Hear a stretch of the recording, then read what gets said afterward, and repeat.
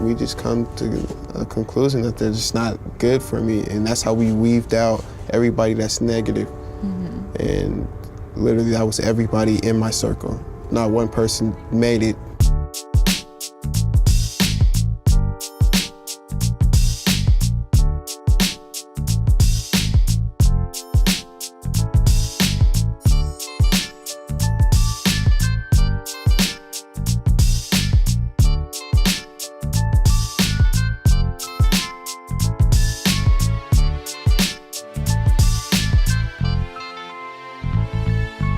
Did you like school as a kid?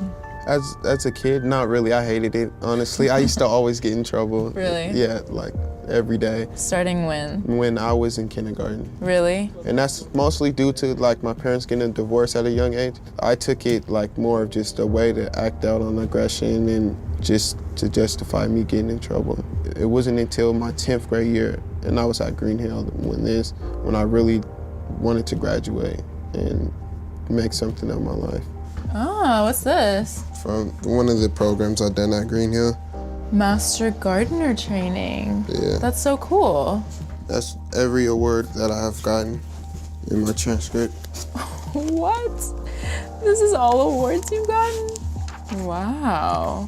These are so many. I don't think I could fill up a book like this. Green Hill Student of the Month. I was too caught up in the streets. I had good friends and I had bad friends. And my good friends try to make me do good and the bad friends try to make me do bad. But the only thing was my good friends were like more like, you know, financially stable than the bad ones. And, you know, I felt more closer to the bad ones because we was all in the same predicament. We was trying to get money. We was trying to live like the good friends. And really I couldn't compete with the two groups. So I just chose whichever one to make me feel comfortable. It was the bad group. What helped me was my counselor used to she used to have me write down everything, like the people I hung out with, how I felt about them, what I thought about them, what I did with them. And then after that, we just come to a conclusion that they're just not good for me. And that's how we weaved out everybody that's negative. And literally that was everybody in my circle. Not one person made it. Now, when I look for friends, I don't look for who's the hardest, who got more credit. I'm looking for who's like, that's real, that's genuine, that's really gonna, you know, push me into a positive way and not like try to make me do something that I'm gonna later regret in my life. Each day we put like one word that we feel like identifies who we are. Everybody like picked one that they could be like, oh yeah, that's Khalil, that's Khalil. And that's what all that opened up to be. That's what I guess I mean. So it's like what you think of yourself and what your friends think of you. Right. So Gateways is a program that it's like we're offering mentorship.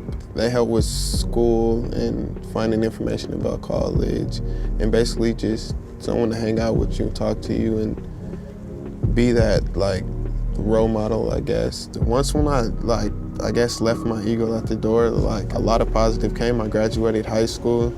I done a couple of little college classes. You know, I was able to develop these skills that helped me be who I am today. Okay, so what's like an average day like for you? I work graveyard. Okay. So my day starts exactly at like 10 o'clock. And 10 p.m.? 10 p.m. Okay, where do you work that you wake up at 10 p.m.? At Jack in the Box. Okay. Yeah, so I get off 6 o'clock in the morning. By the time I get back, I catch the bus. It's like 8 o'clock. I have my internship going from 9 to 2, and I fall asleep. Yeah. And then I restart it. So what's it like having a job and an internship at the same time? It's hard work. Yeah. But it's worth it, honestly. And I'm getting paid and I'm getting knowledge. Yeah. So I wouldn't ask for nothing else. So do you think that people can change? I know people can change. I change. Yeah. I don't have that same mindset of living the streets, ripping and running the streets. It's not appealing to me no more. I'm more going towards going to college, finding a good job, settling down, Why do you want to go to college? Be the first one in my family. I was already the first one to graduate, so I felt good about that. And yeah, I want to continue to go higher. Right now, I want to go to school and become a lawyer. Yeah. And try to help the kids that's going through this juvenile justice system. It all starts in the courtroom. The sentencing, the releasing, all that all has to do with the courtroom. And that's where we all mess up at. As soon as we get into court, you know, we're not properly represented, so we fail, we lose. What do you think that we can do to make sure that young people stay out of prison after they get out? I guess funding our communities, try to help kids that don't got, like just say clothes or don't have food or don't have something, and help them so they won't feel obligated to go in the streets and do what they do. Yeah. 'Cause that's usually what it is, people trying to take care of their parents, trying to take care of themselves, who end up doing the robberies, who's end up shooting each other over, you know, trying to get money and stuff. That's all it is just having the financial stability.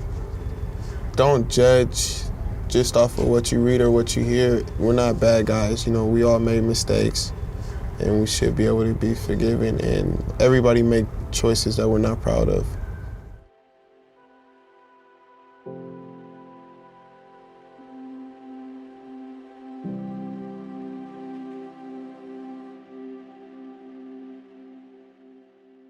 Usually when people come in, they're like, oh yeah, I'm gonna do good. I'm not gonna get in any fights. I'm gonna stay out of trouble. I'm not gonna smoke, just stuff like that. And usually it happens within like a week.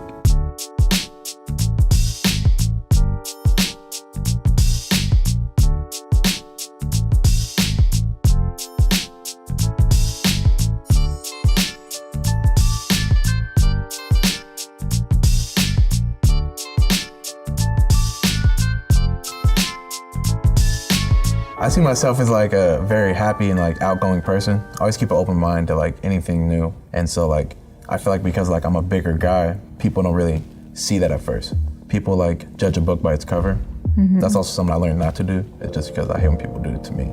People really see me for me if like they got to know me, like even like an hour. Like now that I'm more open and I'm not so shy and I actually talk to people. Gary's actually helped break me out of that shell and I became more comfortable in my own skin. A region of the frontal lobe helps put thoughts into words. It's also used for empathy. So the frontal lobe, if there's damage to the frontal lobe, you might not be able to understand or, you know, the feelings of others. So when I first got up here, so my brother was up here. And so he kind of forced me to get into groups like African American group. But at the time, I noticed I didn't really want to. I'd rather be back in the unit, chilling with everybody, wasting my time. Usually when people come in, they're like, oh yeah, I'm gonna do good. I'm not gonna get in any fights. I'm gonna stay out of trouble. I'm not gonna smoke, just stuff like that. And usually it happens within like a week, which was the same thing with me. And then I started to like, it was from people coming back in is what I started to see. And that's what started to change my mindset, is because people would get out when they were doing the same stuff that I was doing when they were in here, and they would come back. So how is your mindset different now versus when you first got here? I notice I analyze things more and I'm more straight-minded and I know what I want now. Like, I heard this quote one time, right? It was like, they said a goal without a plan is just a wish. And I noticed that's what I was like when I first got in, is I would wish for something good or like for me to reach the highest heights. But now it's like, I understand I have to work for it and have a plan. So what's your plan? Well, my plan right now is I'm trying to do all the crafts that are available, like welding. I was just ecstatic, even just learning about welding. Welding like seems pretty dope. And it I feel like is. there's so much, I don't know, I feel like here you can like do a lot of really cool stuff with welding. Yeah, like my first time I was just cutting and like with a torch and I was like, oh, this is fun. Except for like the teacher. He was telling me about the tanks and he was like, yeah, if you turn it up too much, it can blow up. And I'm like, oh, all right, well, that's good to know. You know, so he goes, all right, we'll put it to 4 pounds of pressure. And I'm like, all right. And then he just walked away and I'm like, no, I'm not gonna do it. I was like, it's over. I'm not gonna blow up. Well, I wanna be able to have experience in multiple jobs. Like, I mentor up here. I mentor kids. And so like, cause my counselor wants me to be a counselor, I'm gonna work on that and see what I can do. So it's like, I try to get experience in everything that they have. I have like set up what job I'd want the most, I have like my top 3. And then if this one doesn't work, this is plan B, plan C. Because I learned like you always have to have backups for backup plans. What do you think the connection is between like signing up for these classes and learning those things and staying out once you get out? Honestly, I think it's being able to put your mind to something and stay on it. So I think signing up for the classes, that's the easy part, but like really putting your mind to it and trying, that's when it gets hard. How do you think that translates to someone staying out? I think that when they're able to put their mind to something and actually work for it instead of just expecting it to go good, they're ready for things when they get out. I see like when people come in, it's because they weren't ready to get out. People think you're ready, but like there's a lot more trials and errors. Yeah. Do you feel ready? No. No. Honestly. Like, because I don't know, like everybody always comes in and there's a different problem that occurred. Like I talk to people who've been out. Yeah. Or like Keith, he's one of the people, he's in the college class. I look up to him because he was in jail for a long stint of time and now he stayed out. And so I listen and I ask him like, what did you do? So I'm trying to prepare myself, but I don't think I'll ever be fully ready until I get out. If you could have access to anything to help you be more prepared to get out, what would you ask for? Probably more mentors, like just more people who have been through it. Because I see like the more like mistakes I see is the more that I can get past those mistakes, so I don't have to make the same mistakes. Why do you think it's so powerful to have a mentor? Well, so when I think mentor, I think of like what a counselor should be. Is because like, it's powerful to have a mentor because even when you're down, you know they're still gonna be there. There's somebody you can talk to and get like emotionally vulnerable with. So I think I'm closest with my brother that was up here. Yeah. Just because I was like the first person I got emotionally vulnerable with. And it was crazy. That's who I'm closest with because he saw me at like my weakest times. And I saw him at his weakest times and he's helped develop my brain a lot. And I think like that's one of the biggest parts to having a mentor. It's not just learning from them, but like that you can actually talk to and like express yourself. Yeah. Like you can break down with, because most people you can't do that with. Somebody that you can lean on, somebody that's strong like that, but that also shows weakness. I think that sometimes showing weakness is a strength. If you met someone today that had like never been locked up, doesn't have any friends or family that have been locked up, and just has no interaction with the prison system at all, what would you tell them? I would tell them that don't just assume because like people are in prison that they're bad people. Because there's another quote that I like, that everybody's just one felony away from being a felon. People hear prison and they're like, oh, somebody's gonna get shanked, or they're always fighting. Like, that's not right. A lot of people are here to further themselves after they mature and they wanna be successful. So it's like, don't just judge us because we're in jail.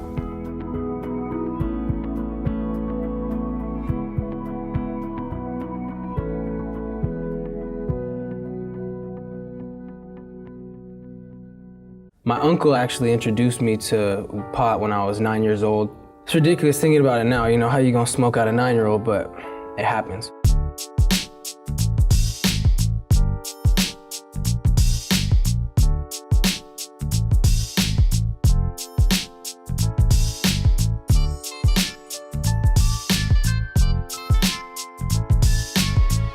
I had a really short childhood, I guess. My stepdad, he always had problems coping with things from his past, and he always would take it out on me, physically, mentally, emotionally. My uncle actually introduced me to pot when I was 9 years old. He's only 5 years older than me, and so, you know, you could see how I look up to him. He's doing that at 15, 14, and I'm just like, yeah, I want to try it. It's ridiculous thinking about it now, you know, how you gonna smoke out a 9-year-old, but it happens. That was the first time that I really felt like life was okay. And now I'm 11, and it's like I'm getting stoned on the daily. I ended up getting arrested for malicious mischief in the 3rd degree. Malicious mischief? Yeah. What does that mean? So it covers a whole variety of things. It's basically just like you were doing something wrong, so we're gonna smack you with this. And so I'm on probation. I would actually get my little brother's pee, which, you know, he was like, let's see, I was 14. He was like 6. So he's clean, obviously. And I would just pour in the cup. And, you know, it'd show warm, it'd show clean, and then my probation officer was happy, my drug and alcohol people were happy, even though I'm stoned out my mind during their classes, you know. mentally I was just, spiraling downward. You got pills, I'm gonna flip them, I'm gonna get more. You got weed, I'm gonna flip that, I'm gonna get more. You got coke, I'm gonna flip that and get more. And it was just like this cycle of the people I was hanging out with and the lifestyle I was living is like I didn't want to stop. And it just ended me up right here where I am today. When I got arrested, I told myself I was gonna change my life completely around, and I was not gonna do anything that could get in the way, including like fights and all sorts of, for lack of a better word, bullshit that happens at a place like this. I've had my level 4, which is the honor level, the highest level that you can achieve at Green Hill for, a couple years now. Stayed out of gangs, I can stay out of fights, I stay away from the drugs. My first month and a half here, I was introduced to this thing called Gateways, which they have 2 different sects on it. They have the college class and they have the academic mentor program. And so at first I was just in the college class. The Evergreen student will basically pair up with us or a couple Evergreens to a couple Green Hill youth. We can tell them what we want to learn about and they'll get us all the supplies and then we will teach that to the class as a whole. We have totally different topics every week, which is awesome for us because some kid could want to learn about dance or creative writing, even something as crazy as like El Chapo. What kind of skills do you learn from college class other than just the knowledge that is being taught in the workshops? You can, almost speak on a more intellectual level than just your day-to-day N-word this, N-word that, F this, F that, which you find in most jails and prisons. Being able to escape for 2 hours and almost forget like you're in jail and forget the cells and the staff. What about college class makes you forget that you're in jail? Being able to come down here and meet with people who don't even, maybe have never been arrested, maybe been arrested, but, just aren't incarcerated at the moment and speak to us like we're humans is just, a blessing. Maybe you can talk about the stuff with like the governor and the courthouse. So I worked on a couple bills with a lobbyist named Carolyn Logue. Thank you, Carolyn. She helped us get Senate Bill 6160 passed. The way the old law read was anybody who gets a aggressive charge or a Class A felony and is 16 or 17 years old will automatically get charged as an adult if the prosecutor so chooses. They tell you that you have been doing adult things and so you are seen as an adult, which that doesn't make any sense because your brain isn't fully developed till you're 25. So how can a 14, 15-year-old, 16-year-old, even a 17-year-old be seen as an adult? The reason why I'm so passionate about it is because I have, residents in here, brothers basically. I know that they have so much time and the court system did them so dirty. It is just an injustice, Like the way I put my letter to the senators to get this law passed was like, you are raising career criminals. You're not rehabilitating anything. You're just keeping a trend that's been going since slavery ended, which leads me like the new Jim Crow, you heard of that? It's a book by Michelle Alexander. I think anybody that watches this should read that. So 6160 now states that if you are 16 or 17, you have to go through a declination hearing in order for them to charge you as an adult. Getting a bill passed into a law is something that, not many people get to do. Being able to go meet the governor, have a picture with him. I never thought I would do that. You said you have a little brother. Yeah, my little brother's 13 years old. Do you have advice that you would give your little brother? Don't ever do drugs, which he knows. I mean, he's so smart. Yeah, I love him. And it's tough because I've been away from him for so long. Yeah. What's the hardest part about being away from your family for so long? Just knowing that, they come to visit me every 2 weeks and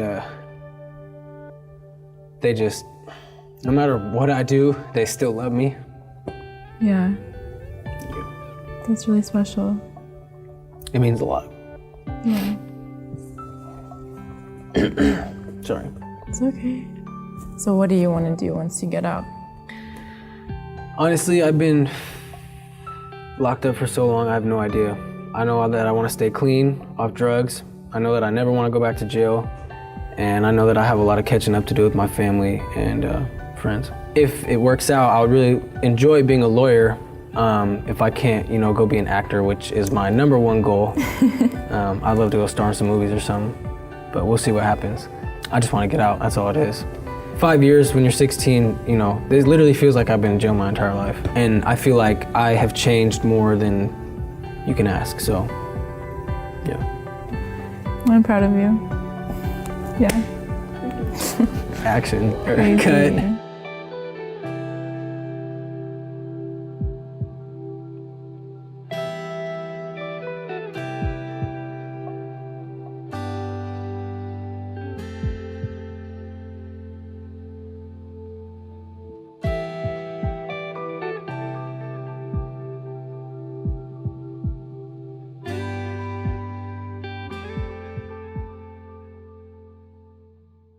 Being locked up and being a parent at the same time is probably one of the hardest things any parent could do. And so like everything I do in here is just like to better myself so I can be a better parent for him.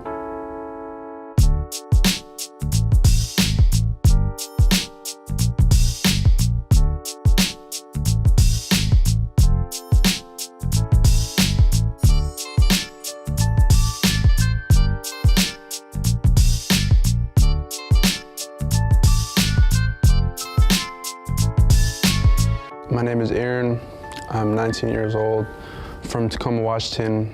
Living there is just like gang violence and just drugs all around me. And I would say like my immediate family, they try to keep that stuff away from me. But like when I got into the gang life, the thing that got in the way between us was pretty much myself and just my actions. When I first got booked, I had went to our juvenile in Tacoma. For my court process, I had to wait there for almost like 2.5 years. That was just to find out what my sentence was.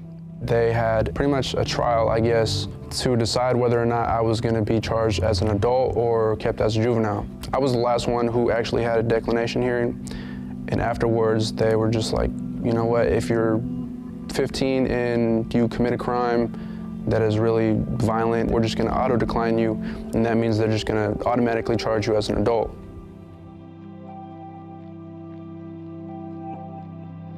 My son was born when I was 16.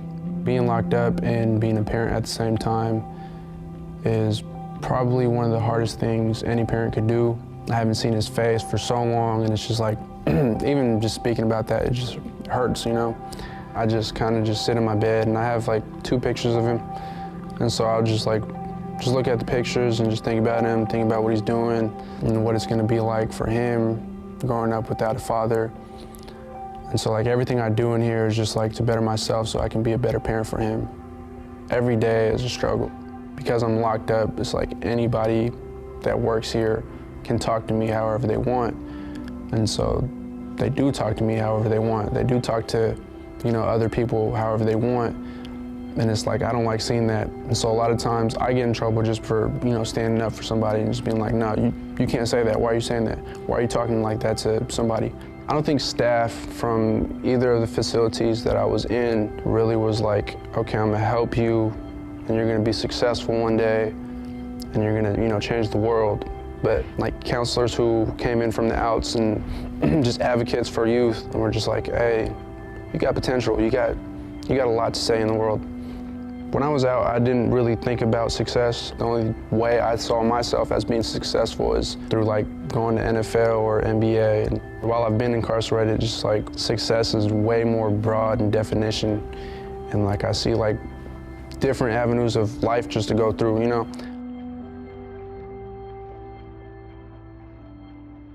So what do you want to do? I want to do a lot. While I'm in here, I want to get as much education as I can. I didn't really care about education when I was out, but I've gotten into college, and that's like way past my thinking, so it's just like, that's one step higher. What do you want to get your education in? I would say law. I'd like to work at law because I like arguing. Yeah. And like, I know it's not like Law and Order how they make it seem, but it's just like, you got people who don't know the law and are just like, you know, they don't really know their rights. Can you talk about the law that just passed? Yeah, our youth committee here at Green Hill, we tried to support a few bills. Senate Bill 6160, we got that bill to pass, and that bill is pretty much all about juveniles. And so now they can have a declination hearing like I had, have the court take into consideration their youth and the possibility of having a sentence that, you know, they can take and rehabilitate themselves. And like for people who just see us as criminals, as our crimes, us doing like just like the juvenile justice work that we're doing here at Green Hill is just like proving the exact opposite. What do you want to do when you get out? I would probably first go and see my son. Yeah. Yeah, afterwards I would go get something to eat. I would probably do that for like a whole week before getting a job or anything. What do you have to say to people that just see you as a criminal? Oh, damn. I probably wouldn't say anything to someone who sees me as just a criminal. I would just let my actions talk. We're not just our crimes, we're not just inmates over here.